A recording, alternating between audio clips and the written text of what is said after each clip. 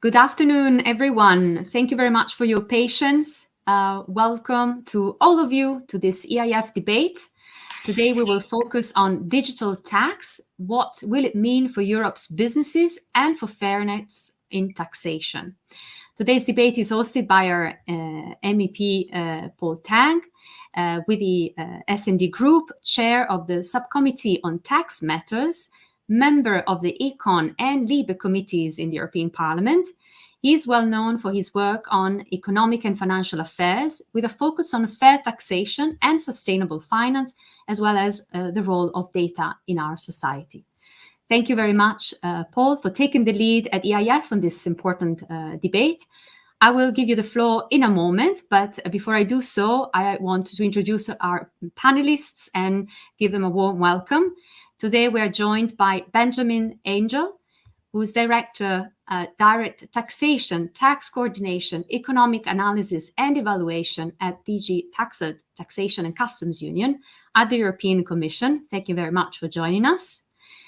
We're also joined by Gerhard Huemer, Director of Economic and Fiscal Policy at SMEunited, by Megan Funkhouser, Director of Policy, Tax and Trade, Information Technology Industry Council, ITI.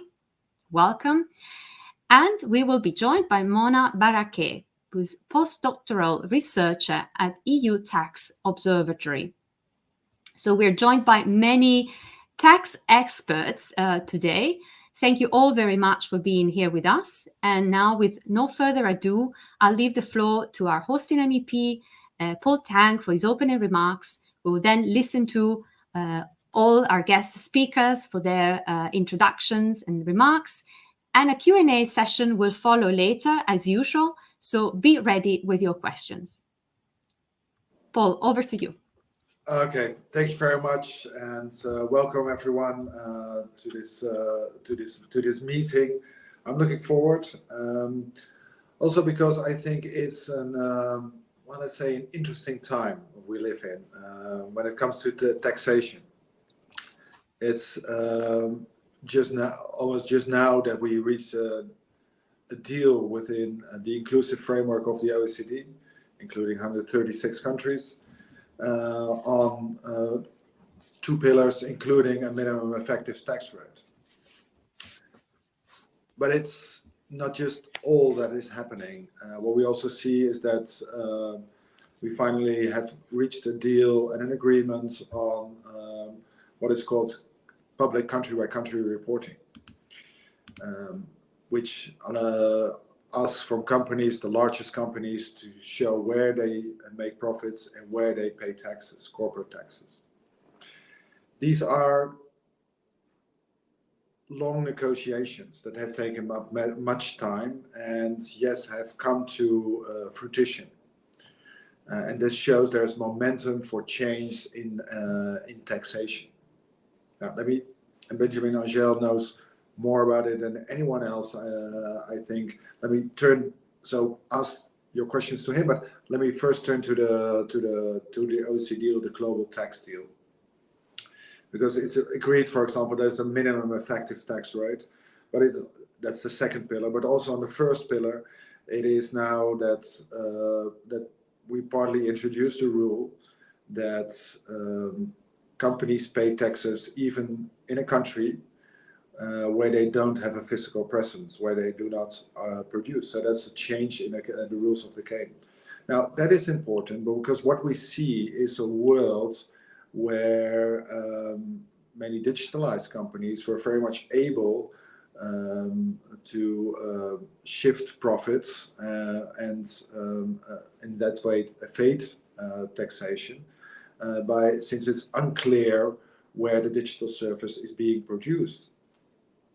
So we need an update, renewal of our corporate tax system. It originates from, I believe, 1919 or the early 20th century, to live up to the challenges of globalization and digitalization.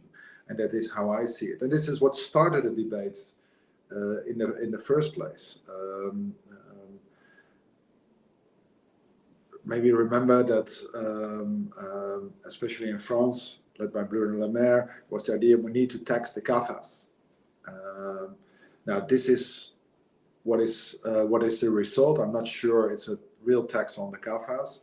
So that's the question. What also comes to mind, we now have an historic agreement that indeed makes sure that the large corporate pay, well, taxes, but is that enough to also to tax some digitalized companies? That's one question. Other question is, of course, the minimum effective tax rate is 15%. You and I are paying a much higher rate on our income. So you can very well argue that 15% is not enough. There was some, and that more should be done. So on the one hand, the deal is historical, but at the same time, it's not enough. And I always say, I hope this is one in a sequel of deals that leads to, this is the second time we have a deal, BEPS 2. We need a BEPS 3 and a BEPS 4 to arrive at this better situation. Because in the end of the day, fairness is very much driving taxation. We want everyone to pay their share, to contribute their share, to pay its fair share in taxation. This holds for individuals, but it also holds for corporates. And that means, and if that's not the case, it's not only fair, it's also very inefficient, meaning that the larger corporates have more opportunities to evade taxes, pay less taxes, leading to an unlevel playing field with SMEs that are not able to shift the taxes abroad and benefit from the tax evading opportunities. But so it's not efficient, but it's also not fair. So we need to change this. Doesn't mean that with the successes we have seen this year, that the fight against tax avoidance, which is very much shared throughout the political parliament, which is supported by most of the political groups in the European Parliament, and I would also like to think in national parliaments, that this fight against tax avoidance comes to an end. No, we still need a lot of work still needs to be done. To take the example, the OECD deal applies to the very large companies. Some companies may still avoid taxes, but do not fall under this agreement. But we also see the very rich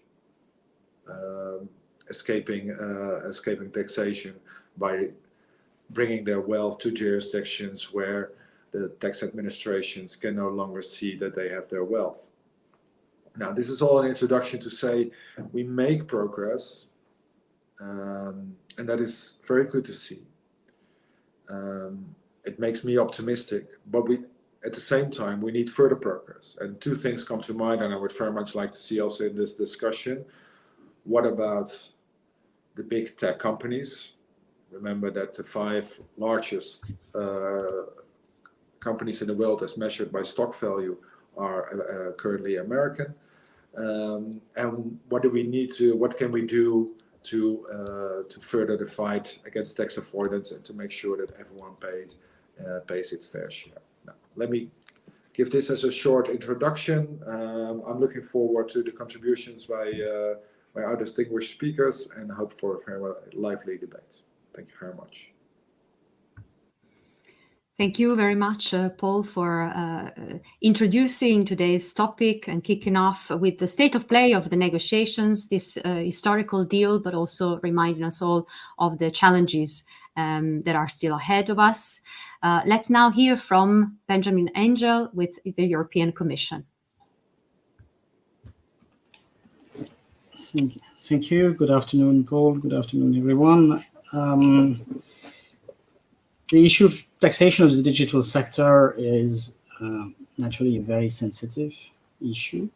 It was very high in the priority list of the Europeans when the discussion on an international agreement on how to tax multinational were kickstarted. The main reason is the one mentioned by Paul. There is a specific difficulty to tax the digital sector that we don't have for the other sector. In the other sector, when you have an economic activity, you have a physical presence. When you have a physical presence, you can tax. For the digital sector, in a sense, from anywhere in the world, you can serve the rest of the planet and make substantial profit in countries where you don't pay any tax. So this was very much the idea behind the discussion that was kickstarted 3 years ago on how to share part of the taxable base between the countries where the multinational operate. In 2021, for a number of reasons, the content of the agreement has been broadened to virtually all sectors, with the exception of the financial sector and the extractive industries. So the agreement is clearly having a flavor which is a bit different than a digital flavor. But it does not mean that the digital sector has fallen between shares. We do not know yet with certainty the list of companies that will be in scope, because this list may fluctuate also depending on their profitability threshold, because you're not in scope unless you have a turnover of at least 20 billion and a 10% profitability threshold. Some companies sometimes are above, sometimes below. But based on the data that we have today, one would expect that big companies such as Apple, Microsoft, Facebook, Alphabet, Oracle, Alibaba are in scope. So in that sense, the initial intention to cover a taxation of the large player of the digital sector is achieved by making sure that the countries in which they operate will be able to get their fair share of taxation. That begs the question of what happens to the digital services taxes. A number of countries in the world have created DSTs, and you certainly remember that the Commission had also tabled a proposal for creating the digital service tax in 2018. This proposal was not adopted, but has been used as a source of inspiration by a number of our member states, which introduced a tax which was mimicking the content of the directive. This was the case notably in countries such as France, Italy, Spain, or Austria. This question has been part of the discussion in the OECD framework, and obviously was deemed very sensitive. On the one hand, the United States wanted assurances that those DSTs would be dismantled as soon as possible. On the other hand, the countries having DSTs, and the European countries I mentioned are not the only DSTs around the world. There were DSTs virtually in countries as varied as Turkey or Brazil or India. Those countries wanted to be sure that they do not withdraw them until the replacement is there. So the agreement which has been found is that the DSTs are expected to stop once the Pillar 1 enter into force. Normally, we expect Pillar 1 to enter into force somewhere in 2023 if there is no delay in the discussion or ratification process. And the nitty-gritty which has been found, which is a bit technical but which does the trick, is that in 22 and 23, the amount of DST which is paid in excess of what would have been paid under Pillar 1 is creditable for the future payment under Pillar 1. So that is a sensible way of finding a compromise on a difficult topic. And it has helped finalizing the agreement in October. That said, on Pillar 1, a lot of work is still needed on the fine prints. We have the big headlines, but everyone now has to work on preparing a multilateral convention. This multilateral convention will have to be signed by June. It will have to be ratified very quickly, according to the OECD official calendar before the end of next year, which is a very challenging timeline. So a lot remains to be discussed, and we hope that everything will go smoothly and swiftly. As far as the European Union is concerned, the Commission has put in its work program directive transposing Pillar 1. So there will be something on the table somewhere next year. And this directive will also indirectly, by transposing Pillar 1, help addressing part of the issues that we have with the taxation of the digital sector. I will stop my introduction there. Thank you. Thank you very much for all the important clarifications and insights you have shared. We'll continue the conversation later, of course. More to be said, I'm sure. But we will now bring in the point of view of the small and medium-sized enterprises with Gerhard Huemer at SMEunited. Thank you, Marie-Rosa. Good afternoon to everyone. I am speaking on behalf of SMEunited, the European SME Association, and compared to many other associations which saying that they represent SMEs, we are, I think, the only European association that really speaks only on behalf of SMEs and have not some big companies in the backyard somewhere. So, discussing the international tax systems, where we're coming from. We have always criticized that there is a highly unfair balance between profit taxation of SMEs and larger companies. Larger companies are able to use different tax regulations to avoid paying taxes. And at the same time makes it very complicated for SMEs which are not able to shift profits but have to deal with different tax rules when they starting activities abroad. Therefore, we always in the past supported the basic idea of a common consolidated tax base within the European Union. And of course, this would not have solved all the problems at an international level, but it would have been a first step, and we are still hoping that the Commission will come forward with another attempt in this direction.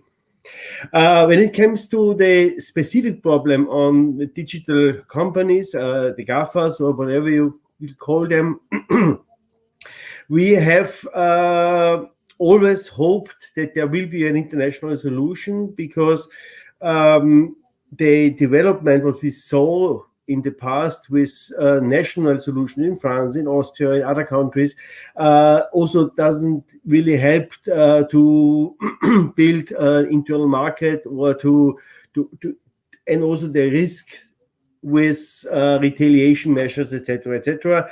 We would have accepted the European solution if there's no global agreement, but of course we are quite happy that with the current agreement on OECD level, there is a first step in the right direction. It also avoids the problem with a levy, because a levy which is only based on turnover makes it quite difficult, especially for companies which are in a growing phase and have not the same profitability than others. And so here the solution, what has been found with turnover thresholds and also profitability thresholds, I think makes sure that the right companies are tackled.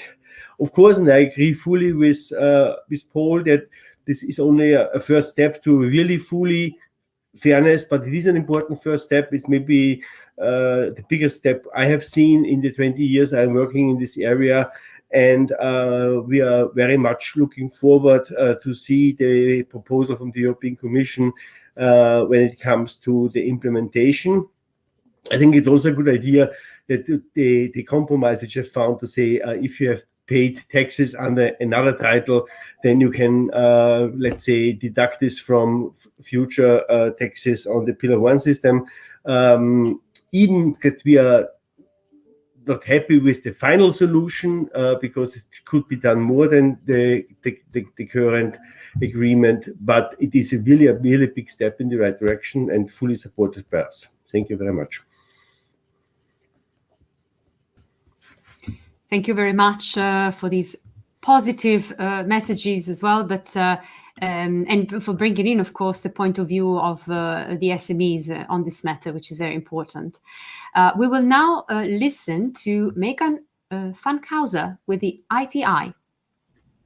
Great, thank you so much. As Maria Rosa mentioned, my name is Megan Funkhouser, and I lead international tax policy work for ITI, the Information Technology Industry Council.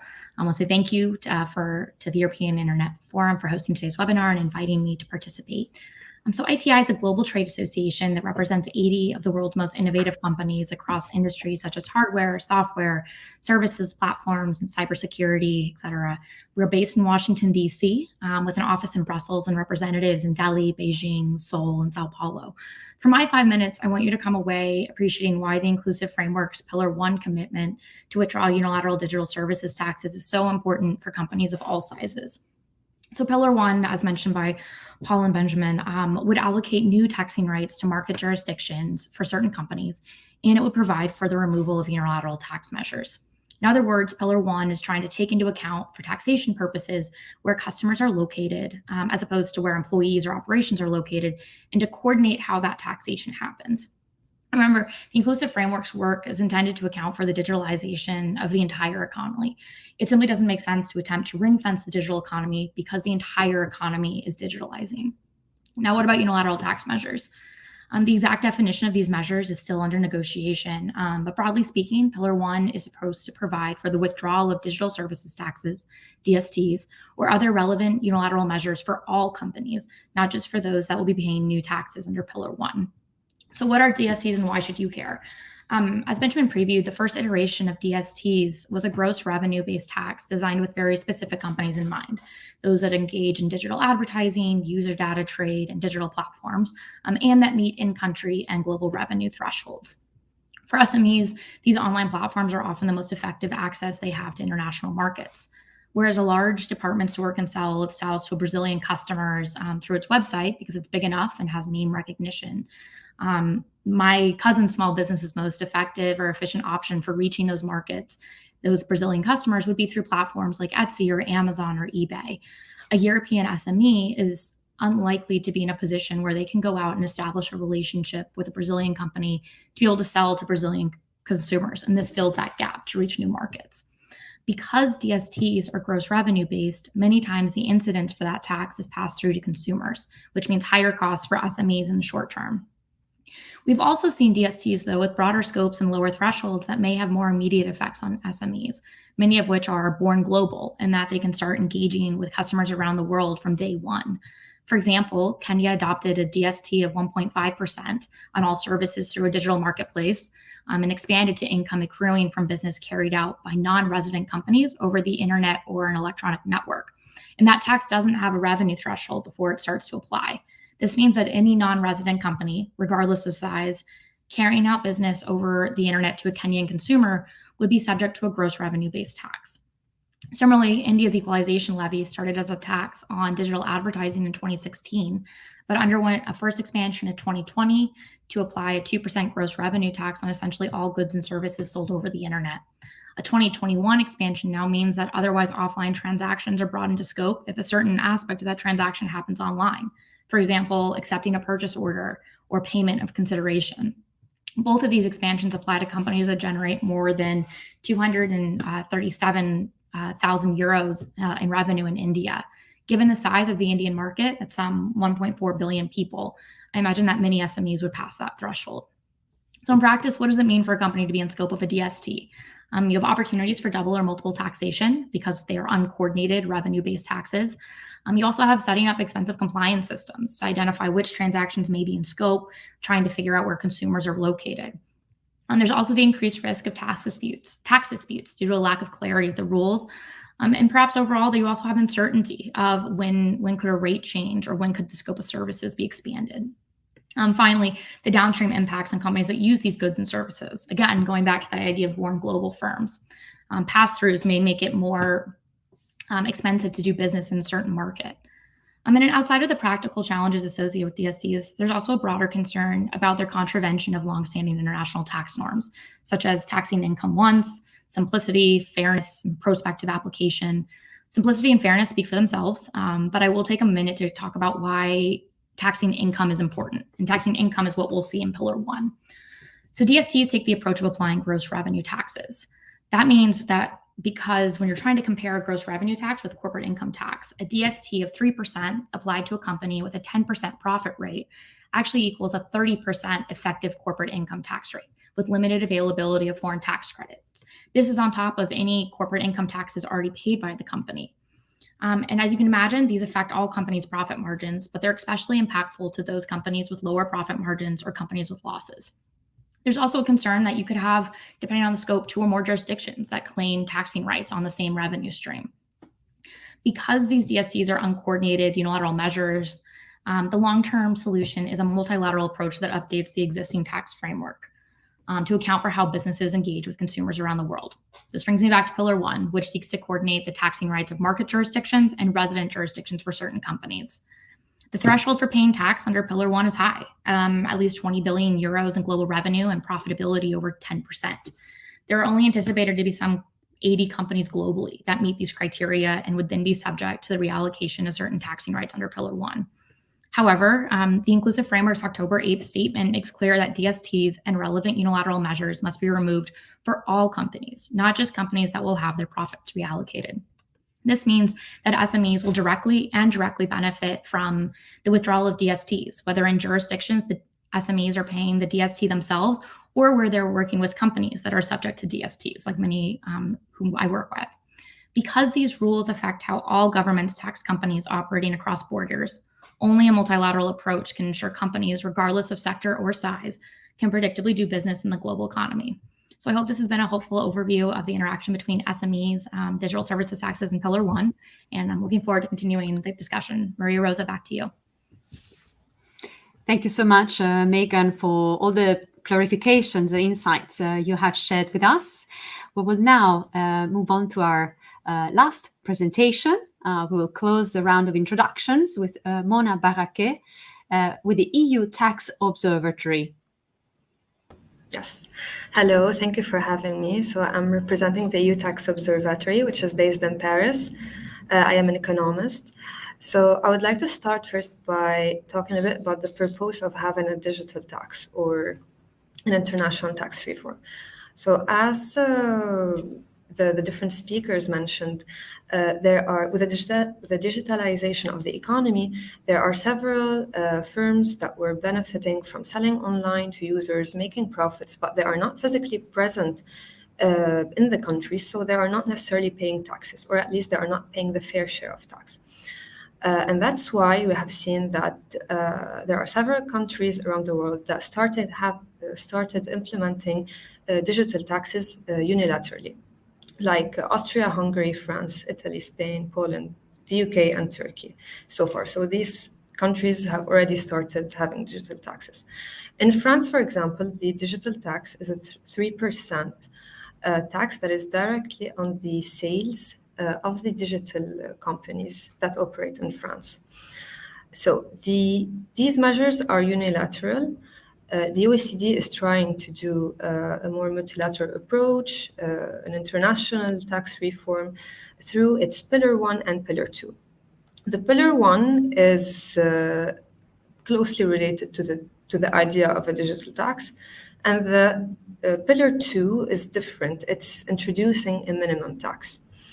So the Pillar 1 is gonna, as the different speakers mentioned, it's gonna remove the digital taxes. There are 3 details, however, about the Pillar 1 that are worth mentioning, which might undermine its effectiveness. The scope of Pillar 1, so it's only gonna be put on the largest and most profitable multinationals, not necessarily the one that operate in the digital sector, just the largest multinationals. So this is gonna leave us most probably with maybe only 100 big multinationals that the tax is gonna be on. The calculation as well of the Pillar 1 is different. So it's not a direct tax on the sales or on the profits. It's gonna be a percentage. So it's gonna be 25% of the residual profits, which are the profits in excess of 10% of the turnover. And then this amount is going to be reallocated to the different countries based on the sales. There's also an issue in the reallocation that might happen, because sometimes when a user is buying online from country X, let's say, the sale is not going to be necessarily registered in this country. It can be registered in country Y. So it's also important to see how the implementation of such rules are going to be in practice to avoid, to make this reform fair. If I want to talk also a little bit about the Pillar 2. So Pillar 2 is not necessarily related to the digital market. It's just it's a minimum tax that's going to ensure that the large multinationals are going to be paying in the countries where they have activity a minimum of a 15% effective tax rate. And whenever they are paying less, they need to pay the difference to the headquarter country. So the Pillar 1 is a step to reduce the race to the bottom in the corporate tax rates and the tax competitiveness among the different countries. So Pillar 1 and Pillar 2, they are both first step into allocating market rights to the countries and to stop this race to the bottom. But there are details that we need to be careful on when implementing these international reforms, especially that the Pillar 1 is going to remove the digital taxes. So the design of Pillar 1 should be a good replacement. And the Pillar 2 has carve-outs. So it's some amounts that can be removed from the profits. They are proportional to the compensation of employees and to the tangible assets. So this is also going to reduce the revenues that can be collected from the Pillar 2. Thank you.